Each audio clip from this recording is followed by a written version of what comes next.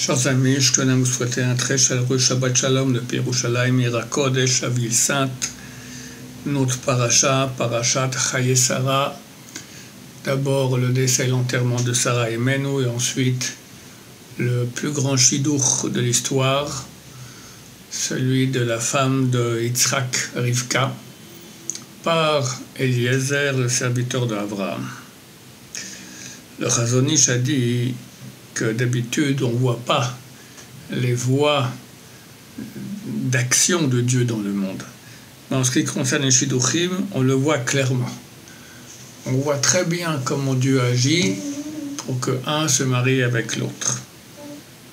On raconte à l'époque de Khatam Sofer, il y avait un grand donateur de la yeshiva de Khatam Sofer.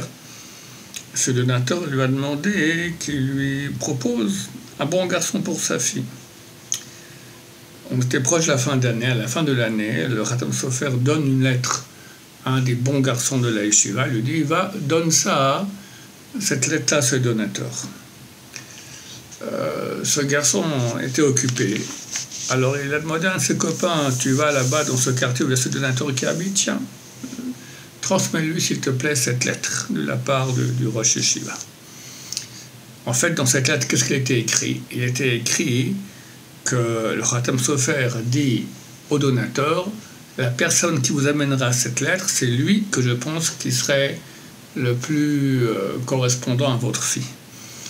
Et le Bachour à qui le Rav a donné la lettre, c'est pas lui qui a donné, c'est un autre. En fait, ils ont fait un chidour, ça a très bien marché, et le couple a très bien réussi. Donc on voit les voies de Dieu. Là aussi, c'est clair, pour un chidour pareil, le fils d'Abraham, Dieu a fait énormément pour que ce chidour fonctionne à merveille. Qu'est-ce qu'il faut pour un bon chidour? On a demandé le Rav Eliashiv, il a dit il faut un bon garçon. On a dit c'est quoi un bon garçon? On a dit quelqu'un qui est mévater. Mévater, je ne connais pas le terme exactement en français, mais bon, on va dire s'écraser. Quelqu'un qui accepte avec abnégation, avec silence, tout ce qu'on peut lui faire, et il ne réagit pas méchamment, il ne crie pas. Quelqu'un qui s'écrase pour tout. Comme c'est écrit dans le commentaire de Rabbeinu Yonah sur la Mishnah dans Avot, 2e chapitre, dit Rabbi Elazar demande quelle est la voie droite dans laquelle l'homme doit aller. Il répond Lev Tov, un cœur bon. Alors Rabbeinu Yonah explique c'est quoi un cœur bon? Quelqu'un qui est patient, qui s'éloigne de la colère, qui répond avec gentillesse.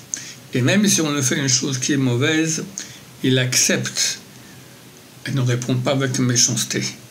Au contraire, sa bouche est pleine de bonté et de douceur. Donc c'est ça l'essentiel d'un bon chidour. C'est ça l'essentiel d'une bonne personne. Et comme j'explique dans le cours que j'ai fait il y a quelques jours, arriver à pratiquer Shabbat, manger kasher, faire tout ce que Dieu nous demande, c'est relativement facile. Mais être cette personne dont on parle ici, quelqu'un de patient, quelqu'un qui s'écrase, quelqu'un qui accepte le mal qu'on lui fait, c'est ça la vraie grandeur, c'est ça que recherche Eliezer, le serviteur d'Abraham. Comment il recherche? Il dit, je vais demander une chose, et si elle propose plus, donc ça veut dire qu'elle veut donner, elle est prête à s'écraser, elle est prête à donner beaucoup plus que ce qu'on lui demande. Je lui demander à boire, et s'il propose par elle-même de donner aussi à boire à mes chameaux, certainement, elle est destinée au fils de mon maître, car chez eux, il y a ce genre de qualité d'âme.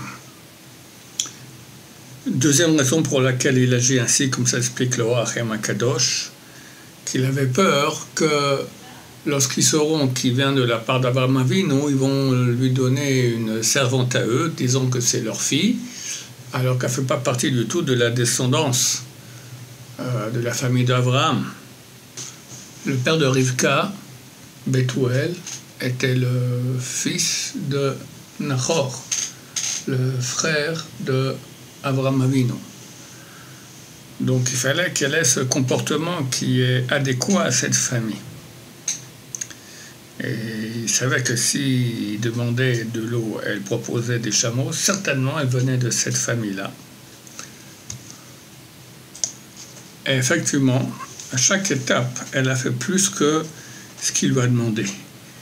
En fait, au début, il lui a demandé à boire.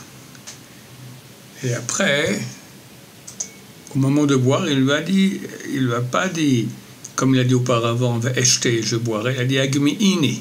C'est donner un tout petit peu comme ça, humidifier les lèvres. Pourquoi? Parce qu'il était certain, vu qu'elle a accepté que c'était vraiment la fille qui est destinée à Yitzhak, il a eu peur que si il dit trop, elle va pas lui donner à boire, mais juste humidifier les lèvres, et dans ce cas-là, la condition n'a pas été réalisée, il a raté. Donc il demande d'humidifier. Elle lui répond, non, je vais te donner à boire. Elle lui donne beaucoup plus donc, que ce qu'il a demandé.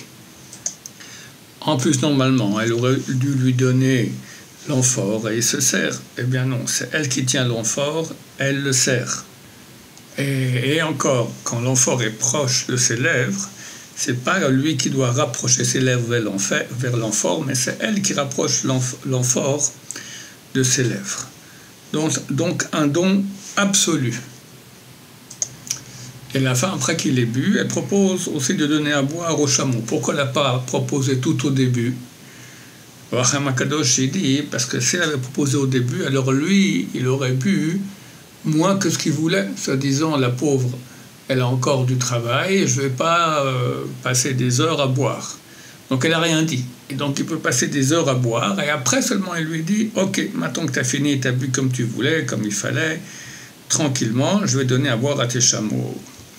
Voilà, chers amis, c'est de personnes pareilles que nous descendons. Donc à nous d'apprendre la leçon très bien, commencer à la pratiquer, à être quelqu'un qui donne et pas quelqu'un qui prend, quelqu'un qui s'écrase et pas quelqu'un qui se fâche. Be'ezrat Hashem.